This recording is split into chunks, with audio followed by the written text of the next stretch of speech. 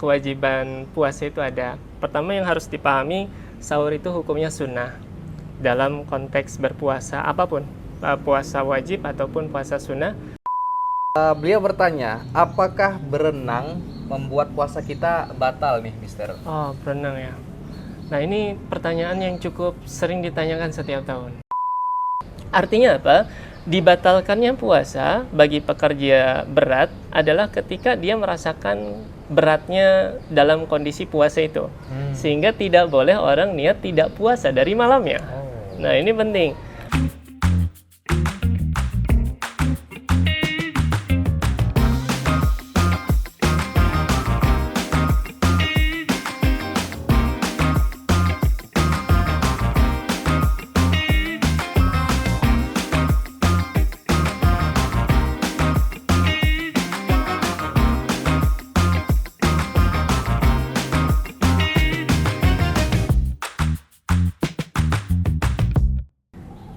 Assalamualaikum warahmatullahi wabarakatuh. Waalaikumsalam warahmatullahi wabarakatuh. Kita akan melanjutkan edisi podcast Karisma Bangsa. Kali ini kita kedatangan tamu yang luar biasa. Beliau adalah seorang pengajar yang sudah malang melintang di dunia pendidikan. Di Karisma Bangsa sendiri, beliau sudah mengajar 7 tahun lamanya. Ini dia bintang tamu kita, Mr. Iqmal. Assalamualaikum Ustadz. Waalaikumsalam warahmatullahi wabarakatuh. Panggilnya dengan Mr. Iqmal. Iqmal ya. Iqmal aja. Mr. Iqmal. Alhamdulillah. Mr. Iqmal, beliau adalah pengajar, sekarang ngajar PAI, bener ya Mr. ya? PAI, Bahasa Arab dan Al-Quran. Tiga. Alhamdulillah. PAI, Bahasa Arab dan Al-Quran untuk jenjang Upper grade. upper grade ya. SD. SD kelas 4, 5, 6, bener ya? Betul. Masya Allah, dengan kepakaran beliau, dengan kompetensi yang beliau miliki, beliau pastinya menguasai banyak tentang agama Islam, khususnya ilmu fikih.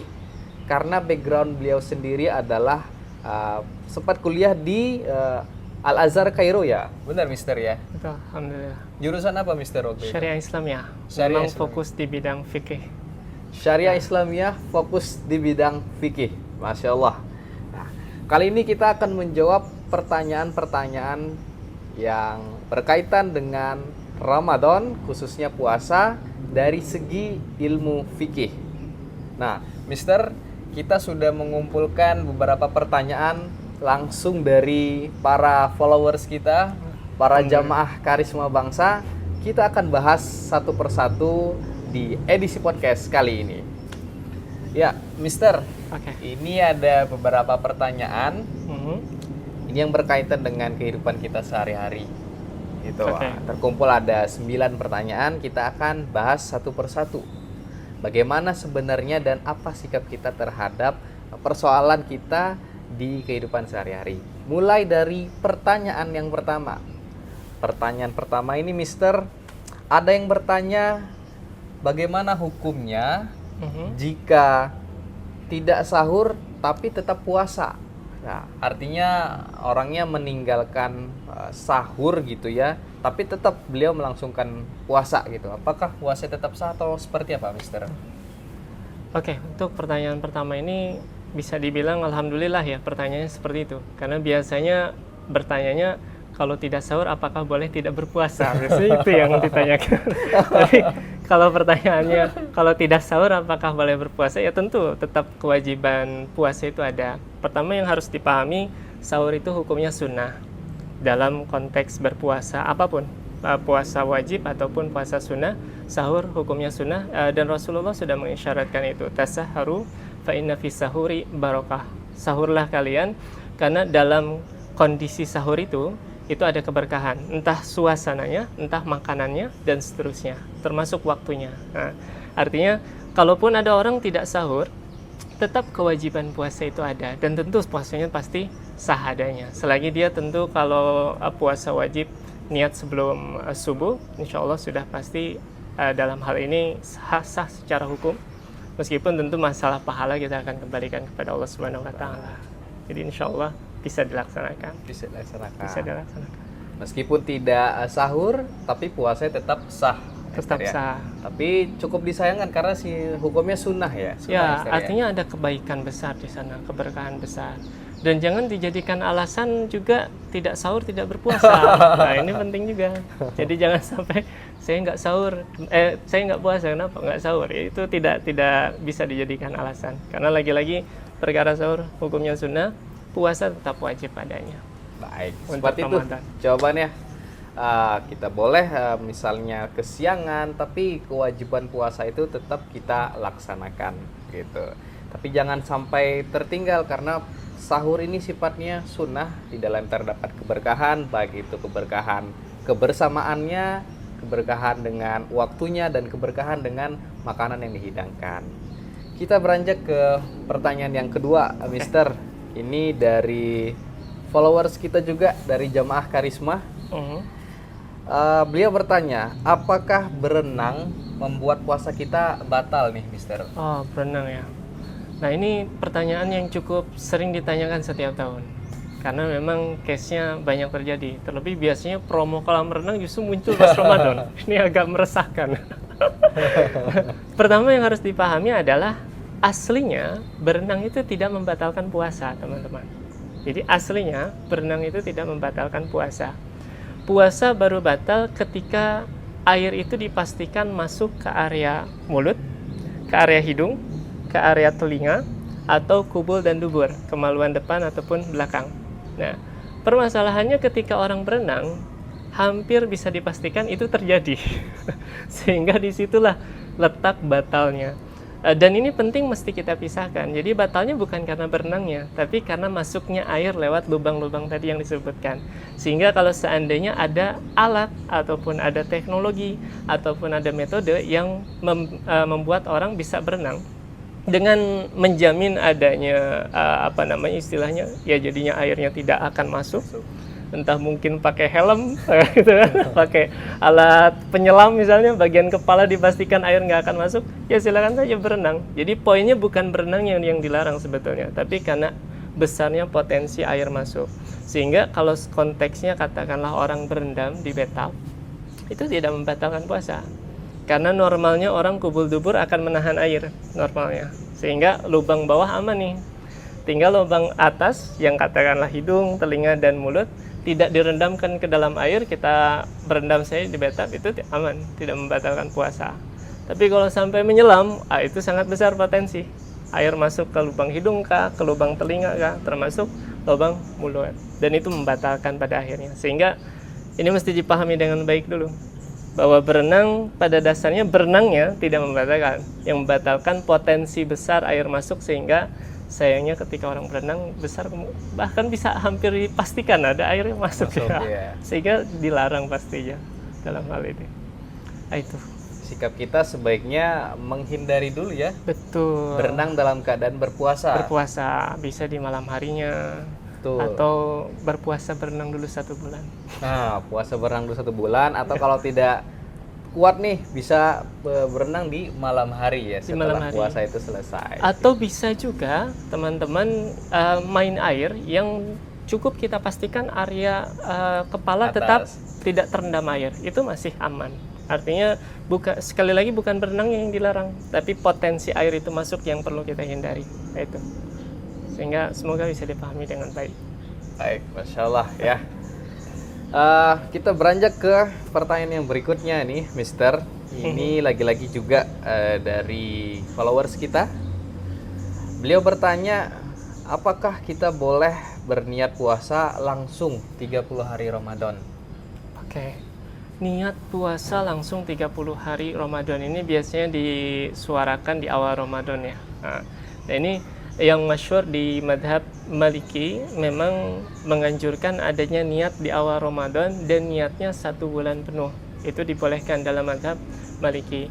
Adapun dalam madhab Syafi'i, mayoritas di Indonesia, niat harus per setiap malam. Nah, dan kenapa ini bisa terjadi? Kok bisa yang satu membolehkan full 30 hari beres gitu kan? Yang satu harus setiap malam, karena melihat dari kondisi apakah puasa ini satu paket 1 bulan atau setiap harinya punya paketnya masing-masing. Nah di situ. Jadi ini ranahnya memang ijtihad ulama. dalam memahami konteks puasa sehari-hari. Dalam mazhab Maliki memahami puasa Ramadan ya satu paket satu bulan, sehingga ketika di awal Ramadan niat 1 bulan itu sah gitu. Akan tetapi dalam mazhab Syafi'i memahami bahwa puasa itu hari per hari. Buktinya apa? Buktinya kalau batal sehari yang dikode cuma sehari, nggak 1 bulan kan.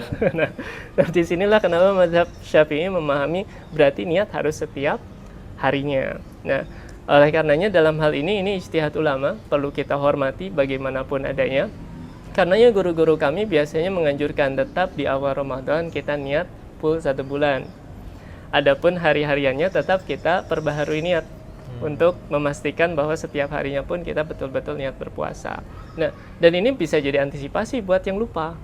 Di awal kemarin itu kan sempat ada yang bertanya, apakah sah kalau puasanya lupa niat katakanlah atau sudah lewat waktu subuh. Nah, sebetulnya setelah subuh itu sudah tidak sah lagi kalau niat puasa Ramadan, puasa wajib ya dalam hal ini. Puasa sunnah bisa. Tapi kalau puasa wajib itu harus sebelum waktu fajar atau sebelum subuh. Nah, permasalahannya gimana kalau lupa gitu kan?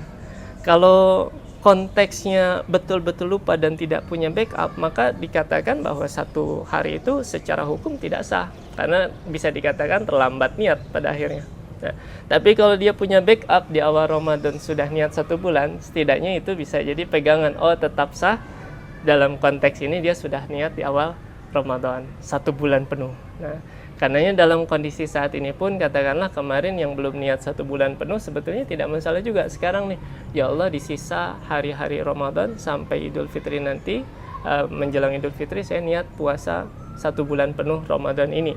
Itu bisa jadi backup kita. Nah, dalam hal ini ijtihadnya dalam mazhab Maliki pun bisa kita terapkan dalam komparasi 2 mazhab dalam beramal dalam hal ini. Dan itu tidak masalah. Selagi kita betul-betul niat di awal dengan sungguh-sungguh, pun setiap harinya tetap kita perbaharui untuk memastikan bahwa memang setiap hari kita berpuasa. Nah itu. Jadi semoga terjawab. Jadi punya backup niat gitu Ustaz ya. Iya. Kita berniat untuk puasa 1 bulan penuh, tapi di setiap hari juga kita perbarui. Betul. Karena khawatir jika kita terlupa untuk niat yang harian, kita sudah punya backup niat yang 1 bulan gitu Ustaz ya. Betul. Sehingga kalau pertanyaannya tadi apakah boleh langsung niat 30, boleh. Ulama-ulama kita membolehkan meskipun itu masyhurnya di mazhab Maliki ya. Akan tetapi tetap anjuran utamanya diperbaharui setiap harinya. Seperti itu. Jadi tidak ada lagi alasan nih buat kita saya terlupa niat jadi saya tidak puasa sampai sore. Besoknya begitu terjadi lagi, besoknya terulang lagi, jangan. Karena sebenarnya kita dibolehkan untuk berniat puasa untuk 1 bulan penuh, asalkan kita juga memperbarui niat setiap harinya gitu. Ustadz, kita ada pertanyaan berikutnya. Ini lagi-lagi dari jamaah nih. Untuk batas menyikat gigi nih Ustadz, apakah menyikat gigi ini membatalkan puasa? Dan kalau membatalkan puasa, apakah batasnya pada saat azan subuh? Oke. Gitu. Bagaimana jawabannya nih? Jadi untuk sikat gigi atau masyhurnya dalam Islam bersiwak ya, bersiwak memang secara hukum aslinya boleh untuk bersiwak.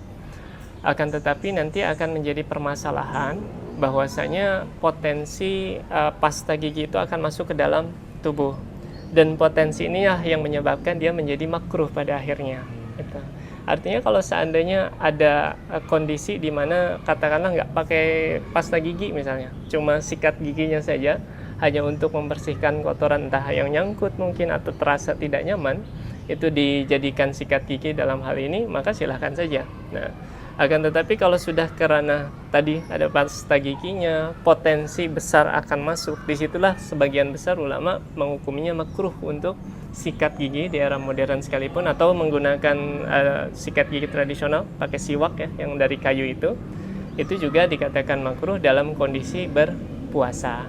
Nah, nanti akan ada lagi ulama yang memperinci bahwasanya kalau sebelum zuhur, sebelum zawal, istilah fikihnya itu sebelum waktu zuhur, sebelum tergelincir matahari, itu masih dibolehkan Adapun setelah tergelincir matahari, baru di situ makruh. Nah, di sini ada dua perspektif akhirnya. Ada yang menghukumi makruh sedari awal puasa, ada yang menghukumi bahwasanya setelah zuhur baru makruh gitu.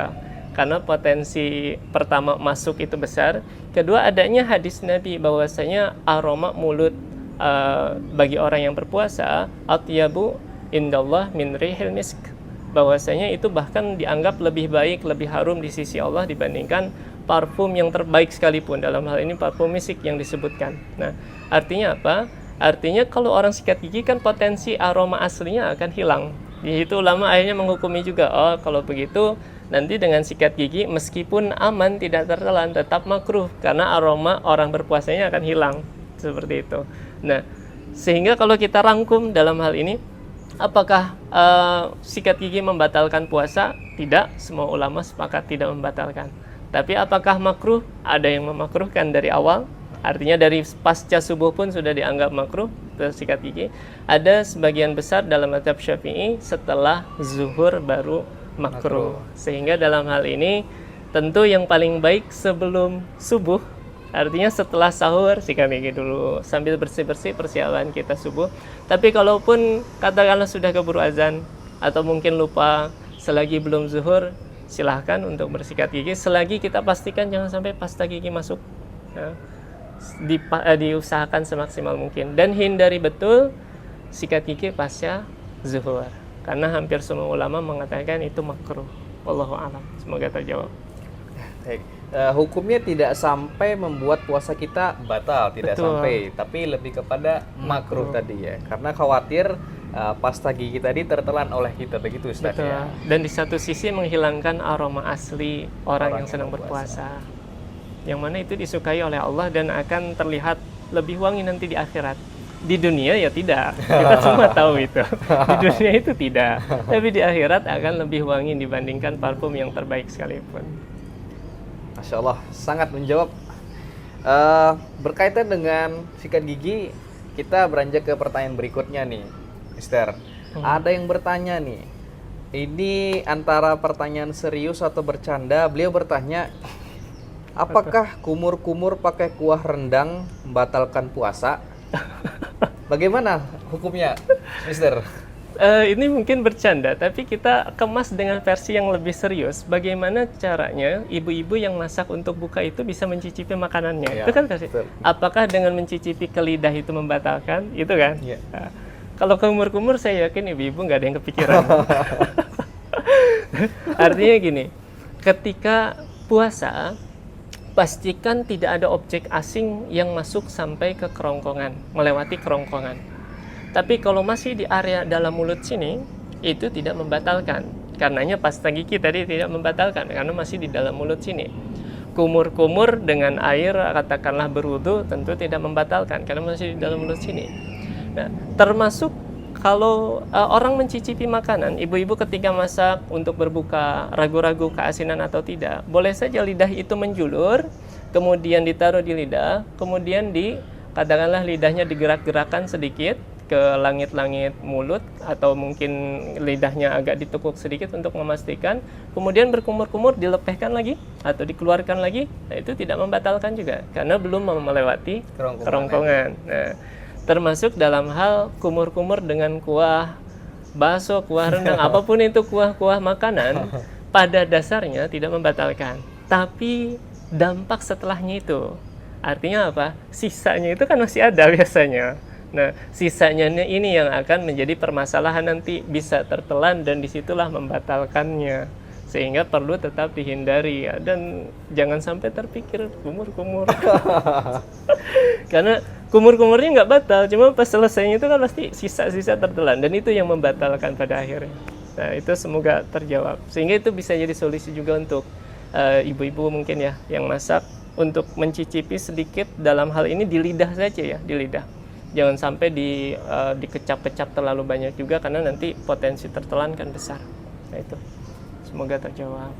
Mau itu kuah bakso, mau itu kuah soto, itu sebenarnya boleh untuk dicicip, Mister ya? Ya, selagi belum melewati Kerongkongan ya. Nah, Oke, itu bisa jadi alasan untuk kita sebenarnya boleh untuk mencicipi makanan nih buat ibu-ibu, buat kakak-kakak yang ragu ini sudah pas belum rasanya, asinnya sudah pas belum, itu boleh kita mencicipi asalkan cicipan itu tidak sampai melewati kerongkongan. Dan setelahnya kumur-kumur. Setelahnya Idealnya. kumur-kumur. Ya, sehingga tidak ada sisa rasa sekalipun yang bisa masuk ke dalam mulut kita atau ke dalam kerongkongan kita. Seperti itu. Kalau hukumnya mencicipi sampai kenyang gimana tuh Mister? Itu tidak perlu dijawab. Semuanya bisa menjawab seperti itu. Baik, Mister, kita beranjak ke pertanyaan berikutnya nih. Ini yang sering terjadi, sering ditanyakan oleh para jamaah kita, jamaah karisma. Sebagian tempat ada yang sholat witirnya 3 rakaat 1 salam. Ada juga yang witirnya 2 rakaat 1 salam. Bagaimana hukumnya kalau kita berniat witirnya 3 rakaat 1 salam, sementara imam 2 rakaat 1 salam? Apakah sholat kita tetap sah atau seperti apa tuh, Mister? Oke. Perihal witir dan tarawih memang ada beberapa versi riwayat ya, dan masing-masing mengunggulkan riwayatnya. Dalam hal ini punya sandaran dalilnya masing-masing. Ada yang konsepnya itu memang 20 rakaat plus 3 witir, ada yang 8 rakaat plus 3 witir, ada yang bahkan 36 rakaat plus 3 witir.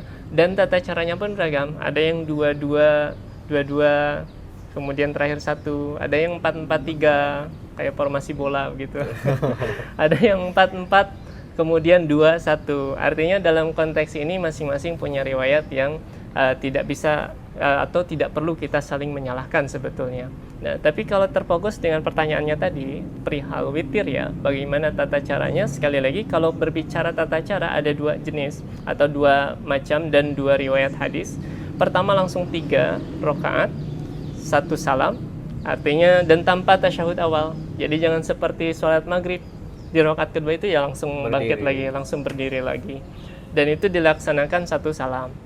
Ada juga riwayat lain dalam hadis bahwasanya Rasul 2 rakaat dulu dan ditutup dengan 1 terakhir. Artinya 2 plus 1. Permasalahannya tadi di pertanyaannya, kalau kita dengan imam berbeda niatnya bagaimana? Kalau imam niatnya mungkin 2 rakaat, kita niatnya 3, imam salam, sah-sah saja kita bangkit berdiri, kan begitu. Kalau mau melengkapi, karena ya saya udah terlanjur niat 3 nih, imam salam, saya berdirilah melengkapi 1 lagi. Nah, mungkin itu bisa dilakukan dan lebih mudah. Tapi kalau kasusnya kita niatnya 2, imam niatnya 3, artinya kan imam akan bangkit, sedangkan kita merasa udah beres 2 rakaat, sudah selesai. Wah, itu bagaimana? Nah, maka dalam hal ini kemarin pernah kejadian seperti itu, dan saya banyak berdiskusi juga dengan guru-guru yang lain bahwasanya ini bagaimana kasus seperti ini karena terjadi. Jadi imamnya bangun lagi ke rakaat 3, makmumnya pada mau salam dan pada ragu akhirnya ini salam atau ikut imamnya begitu. Nah, ternyata sudah dijelaskan juga dalam kitab-kitab ulama kita bahwa ada 2 pilihan di sana. Pertama, apakah dia akan niat memisahkan diri dari imam? Artinya kalau imam bangkit ke rakaat ketiga, dia niatnya 2 rakaat saja. Ya sudah, niat ya Allah dalam hati cukup. Saya memisahkan diri dari imam karena memang niatnya 2 rakaat. Sehingga imam bangkit dia tetap tasyahud. Nah, itu pilihan pertama. Pilihan kedua, dia tetap diam di tempatnya sampai imam salam. Ini kondisi ketika imamnya lanjut, dia merasa sudah selesai. Imam niatnya 3, bangkit, dia niatnya cuma 2, nanti satunya sisa, lanjut. Maka pilihan kedua, dia tetap diam dalam posisi tasyahud sampai imamnya ke posisi tasyahud dan tetap salam berbarengan. Nah, dan ada juga kondisi ketiga yang mana ini hanya bisa dilakukan dalam sholat-sholat yang bisa dikatakan sholat sunnah yang tidak merusak jumlah rakaat atau sholat wajib yang kaitannya dengan qashar. Nah, ini agak panjang memang, mohon maaf teman-teman ya. Semoga bisa dipahami dengan baik. Nah, artinya kalau kondisinya seperti witir, witir kan tidak merusak. Witir tidak merusak. Artinya kalau imamnya itu lanjut, kemudian dia ingin lanjut, dia tetap sholat witir sebagaimana mestinya. Artinya pasti yang imam lakukan masih sholat witir, gitu. sepentok-mentoknya kan langsung 3 gitu. Artinya yang dia lakukan tetap witir, nggak jadi berubah jadi sholat tahajud kan, atau berubah jadi sholat isya, enggak, dia tetap sholat witir. Artinya tidak merusak rakaat sholatnya. Atau kondisinya misalnya jamak qashar, dia niatnya mau qashar aja nih, zuhurnya mau 2 rakaat aja karena lagi safar. Imamnya 4 rakaat full, dia boleh saja lanjut, karena meskipun lanjut itu akan tetap sholat zuhur gitu. Artinya nambahnya rakaat tidak akan merusak sholatnya. Tapi kalau dia niatnya sholat maghrib, imam niatnya sholat isya karena lagi di perjalanan misalnya, artinya kan dia udah selesai harusnya di 3 rakaat, imamnya lanjut ke rakaat keempat, dia tidak boleh bangkit, karena kalau dia ikutan sama imam itu enggak dianggap maghrib lagi, sudah beda jumlah rakaatnya. Nah, maka dalam hal ini mesti kita pahami dulu. Kalau kasusnya kita fokuskan ke pertanyaannya, kalau kasusnya witir, kita niatnya 2 rakaat, imam langsung 3, maka langkah terbaik dalam hal ini tetap ikut imam, karena masih sholat witir juga dan tidak akan merusak witirnya. Atau dibalik, kita niatnya 3 rakaat, imamnya kok selesai, aduh gimana selesai gitu kan, 2 rakaat, ternyata nanti 1 rakaat sisanya gitu kan. Nah, maka kita tetap mengikuti imam juga, karena toh setelah itu pun dia akan melengkapi menjadi 3 rakaat dengan menambah 1 sisanya. Artinya dalam hal ini mengikuti imam tetap dikedepankan selagi tidak merusak sholat, seperti yang tadi saya katakan. Kalau dia sholatnya maghrib, imamnya sholat isya, beda jelas ini. Kalau dia ikutin imam jadi 4 rakaat, nggak ada maghrib 4 rakaat. Nah, maka untuk witir baiknya ikuti imam. Wallahu a'lam. Ya, kita akan break sejenak. Masih ada beberapa pertanyaan lagi yang kita bisa diskusikan. Kita akan kembali sesaat lagi. Nah, itu tadi jawaban atas pertanyaan bagaimana kita seharusnya bersikap kalau imam sholat witirnya 3 rakaat, sementara kita sudah terlanjur niat untuk 2 rakaat. Jawabannya adalah tetap kita harus mengikuti imam, karena masih dalam konteks sholat witir begitu, Mister ya. Dan tidak merusak sholatnya dengan menambah rakaat yang diikuti lewat gerakan imam tersebut. Oke, baik. Buat jamaah teman-teman, sholat tarawihnya berapa rakaat nih? Di daerah mana aja, dan sholat tarawihnya berapa jumlah rakaatnya? Boleh komen ya di kolom komentar kita. Kita beranjak ke pertanyaan berikutnya nih, Mister. Apa boleh orang yang bagaimana hukumnya kalau tidak berpuasa dengan alasan pekerjaan yang berat? Sebenarnya batasan pekerjaan berat itu seperti apa sih, Mister? Oke, untuk kondisi pekerjaan yang menjadikan orang tidak mampu berpuasa ya. Jadi mesti dipahami dulu bahwa ketika orang tidak berpuasa karena pekerjaan yang berat, dalam hal ini harus dipastikan bahwa pekerjaannya itu sampai bisa membuat dia merasa katakanlah berpotensi menjadikan dia jadi sakit. Itu paling sederhananya. Jadi koridor yang paling mudah dipahami oleh semua orang adalah kalau dia lanjut puasanya ini bakalan sakit nih, dan dia yakin sekali. Beda halnya masih 50-50. Ini kalau lanjut bisa sakit, bisa enggak, itu harus lanjut lagi. Harus wajib untuk melaksanakan puasa. Tapi kalau yakin sekali kalau ini masih lanjut puasa, ini udah bisa malah pingsan nih, misalnya katakanlah pekerja berat atau kuli bangunan mungkin, yang ketika ngangkat ini udah nggak fokus nih ngangkat juga nih, atau udah kondisi nafasnya udah tidak enak misalnya, atau yang intinya dia yakin ini akan sakit, nah maka dia boleh untuk membatalkan. Artinya apa? Dibatalkannya puasa bagi pekerja berat adalah ketika dia merasakan beratnya dalam kondisi puasa itu, sehingga tidak boleh orang niat tidak puasa dari malamnya. Nah ini penting, meskipun dia yakin besok akan bekerja, yakin nih besok akan ada proyek, saya akan capek sekali, tapi tidak boleh dari malam dia niat nggak puasa, tetap harus niat puasa, tetap sahur. Pas bekerja di tengah-tengah pekerjaan atau mungkin bahkan masih awal-awal pekerjaan dia merasakan capek, maka boleh dibatalkan. Termasuk yang safar, hati-hati teman-teman nih, yang besok mau safar jam 8 juga mau berangkat naik pesawat, ya udah nggak usah puasa, nah itu tidak boleh, berdosa. Jadi tetap puasa niat. Pas safar itulah rukhsah atau keringanan bagi orang yang berpuasa boleh berbuka baru berlaku. Nah ini perlu dipahami. Nah sehingga dalam konteks ini, apakah boleh pekerja berat tidak berpuasa boleh ketika memang dia yakini pekerjaannya ketika sudah dijalani itu akan berpotensi menyebabkan dia sakit sehingga dia boleh berbuka di sana, termasuk safar demikian adanya. Hukumnya baru berlaku ketika kita sedang berpuasa, Mister ya. Betul. Tidak boleh kita dari awal lah, kayaknya berat nih puasa, nggak usah puasa deh dari awal, itu tidak boleh ya. Bahkan sekalipun dia yakin besok akan mulai pekerjaannya, tapi tidak boleh dari malam, nggak puasa deh besok pagi juga sudah mulai kerja misalnya, tidak boleh. Pas paginya baru dipastikan dulu dia pekerjaannya kuat atau tidak, karena bisa jadi tiba-tiba tidak bekerja, bisa jadi tiba-tiba proyeknya batal. Kalau dari awal dia nggak puasa, aduh kacau juga. Nah, itu penting dipahami. Semoga terjawab. Insyaallah cukup clear jawabannya.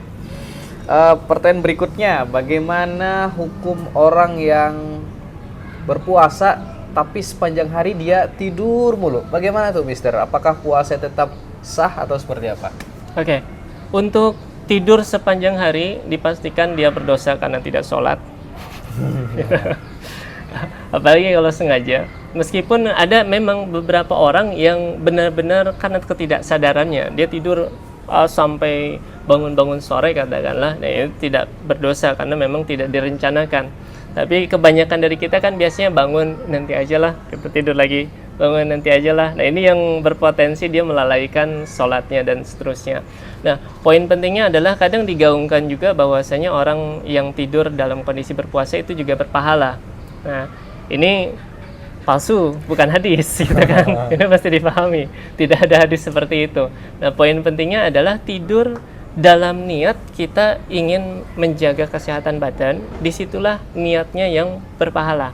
Karena tidurnya kita niatnya, ya Allah ini tubuh perlu istirahat, maka semoga dengan tidurnya saya ini menjadikan kembali fresh misalnya, kembali fit, kembali sehat lagi atau kembali bertenaga. Nah disitulah titik pahalanya, bukan di tidurnya sebetulnya, tapi niat baik dengan mengistirahatkan badan itulah yang menyebabkan dia berpahala. Maka semoga itu pun terjawab. Artinya jangan sampai seharian juga tidak beraktivitas, hanya alasan berpuasa. Ya, Mister, kita ke pertanyaan yang terakhir nih. Ini pertanyaannya cukup relate dengan mungkin siswa-siswa kita gitu ya. Mereka sering mengalami kondisi ini. Pertanyaannya adalah, apakah menangis, kemudian marah, kemudian kentut, 3 hal tersebut dapat membatalkan puasa kita? Oke. Ini agak unik pertanyaannya. Pertama dari yang paling mudah dulu, kentut jelas tidak membatalkan puasa. Kecuali, ini agak unik teman-teman, kecuali kentutnya di dalam genangan air. Artinya ada kondisi mungkin teman-teman yang punya bathtub atau mungkin berendam di danau, di sungai. Dia berendam, kemudian dia ingin buang angin. Nah, dia tidak bangkit sengaja. Udahlah, biarkan saja. Kemudian kan muncul blubuk gitu kan. Itu membatalkan. Kenapa bisa membatalkan? Karena bagian lubang dubur itu akan terbuka sepersekian detik ketika angin keluar dan butuh waktu sepersekian detik untuk menutup sehingga potensi air akan masuk. Di situ kenapa ulama, saya pun kok kepikiran ulama ya gitu kan. Ternyata di situ alasan ulama, dan itu dijelaskan di kitab-kitab fikih. Kentut atau buang angin dalam hal ini di dalam genangan air, yang orangnya di dalam genangan air itu membatalkan puasa. Tapi dalam kondisi normal jelas tidak. Adapun soal emosi, kemudian tangisan, hal yang pertama yang mesti kita pahami bahwa hati ini tidak sepenuhnya bisa kita kontrol. Ada orang yang dihina, orangnya tidak tersinggung, tidak marah, tapi sampingnya yang marah, gitu kan? Ada yang orang berkata kasar, dianya biasa saja, orang lain yang dengar yang sedih, gitu. Artinya kadang hati tidak bisa sepenuhnya kita kontrol, sehingga perkara hati ini adalah perkara yang ada di dalam batin kita, dan itu tidak bisa menjadi sebab seseorang batal puasanya, karena perkara sah dan batal itu sesuatu yang bisa dikontrol. Makan itu kita untuk makan atau tidak kan bisa dikontrol, tapi hati tidak bisa. Bahkan ada orang yang tanpa sebab tiba-tiba sedih. Ada orang yang tanpa sebab kayaknya bawaannya lagi marah aja nih gitu kan. Ada. Nah, artinya marah dan sedih tidak bisa menjadi penyebab orang batal puasanya. Tapi ketika itu ada sebabnya, dia marah karena memang ada faktor yang menyebabkan dia marah, dia sedih karena ada yang menyebabkan dia faktor menjadi sedih, itu tidak membatalkan puasa, tapi action setelahnya itulah yang perlu dipertimbangkan. Ketika dia marah, apa yang dia lakukan? ketika dia sedih apa yang dia lakukan. Itu yang akan bisa menjadi pertimbangan.